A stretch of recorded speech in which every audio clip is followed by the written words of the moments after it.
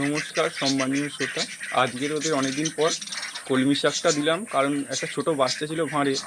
যখন ছোট বাচ্চা থাকবে আপনারা কলমি শাকটা দেবেন না, কারণ ওই সময় ওদের হজমের প্রবলেম হতে পারে। ছোট বাচ্চা যদি ওর মা খাওয়ায় ওই সময় হজমের প্রবলেম হতে পারে।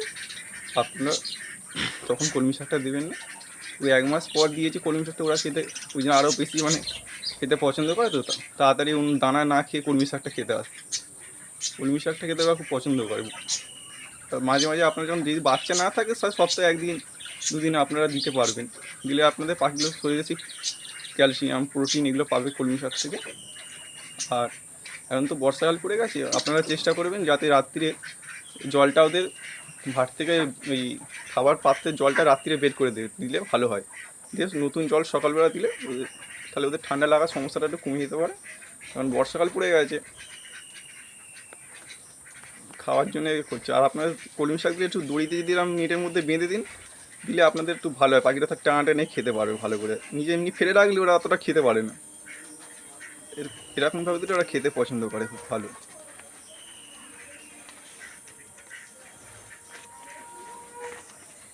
যারা এই পাখি পালন করে তাদের কাছে খুব সুন্দর এই অনুভব বদ্রির পাখি।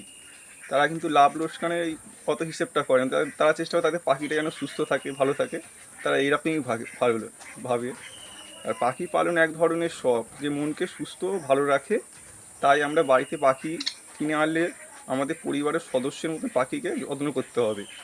পাখি দেখে মনে যেরকম শান্তি অনুভব করি, তাই পাখিকে সুস্থ জীবন দিতে হবে বন্ধুরা। পাখি কিনে এলে আমাদের পাখিকে যত্ন করতে হবে, ভালো রাখতে হবে। এরা ছোটো বাচ্চাদের মতন, আমাদের বাড়ির পরিবারের ছোটো বাচ্চাদের মতন। এদের যত্ন কিন্তু ভালো করে করতে হবে, নাহলে এরা অসুস্থ হয়ে যেতে পারে। খাঁচাই পালন করছি তো এরা প্রকৃতির মধ্যে থাকলে এদের অত চিন্তা নেই। এরা ঠিক নিজেদের শরীরে যে খাদ্য প্রয়োজন সেগুলো ওরা ঠিক জোগাড় করে নিত প্রকৃতিতে। কিন্তু এরা আমরা আবদ্ধ অবস্থাকে পালন করছি, তাই এদের সেই যেসব প্রয়োজন খাবারগুলোতে দিতে হবে। যেরকম পোড়া মাটি, আত কাঁচা ইট, এগুলো ওদের দেওয়া, এগুলো দেওয়া ওদের হজমের পক্ষে সুবিধা হয়। এইসব পোড়া মাটি, আত কাঁচা ইট এগুলো দিয়ে রাখতে হবে। অনেক সময় এদের ঠোঁটটা অনেক বড় হয়ে যায়, ইটগুলো দিলে ওরা যে ঠুকরে ঠুকরে খেলে ওদের ঠোঁটটা বড় হয় না, ক্ষয়ে যায়। কিন্তু আপনাদের পাখিগুলো ভালো থাকবে। খুব দড়ি বানাতে হলে খুব সুন্দর শাকগুলো খায়। মানে 1 মাস পরে দিয়েছি কলমি শাকগুলো, ওই জন্য বেশি ওরা পছন্দ করছে খেতে।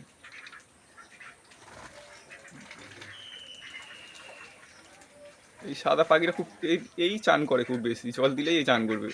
অন্য পাখিগুলো অতটা চান করতে পছন্দ করে না, কিন্তু এই সাদা পাখিটা খুব সুন্দর চান করে।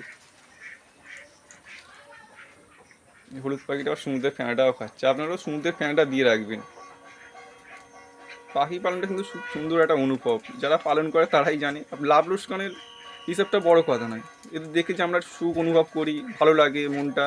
সারাদিন ঘুরে কাছ থেকে এসে একটা পাখির সামনে গিয়ে দাঁড়ালাম, ছোটো বাচ্চা থাকলো বাড়ি, তারা দেখলো, এটা খুব সুন্দর ভালো লাগে। আপনারাও বাড়িতে অল্প করে কিছু পাখি রাখবেন, তাতে আপনাদের মনটাও ভালো থাকবে। আমি তো কত পয়সা কত দিকে নষ্ট হয়ে যায়, এদের জন্য অল্প কিছু খরচা করলে কোনো যায় আসে না। কলমি শাকটা খুব সুন্দর ওরা খাচ্ছে দেখুন।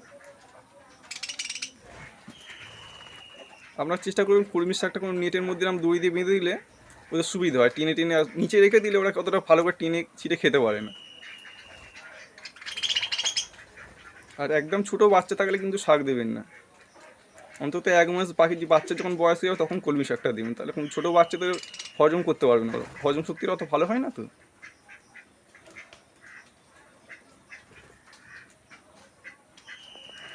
আজকে নমস্কার বন্ধুরা, ভালো থাকবেন আপনারা। এখানে রাখছি এটা।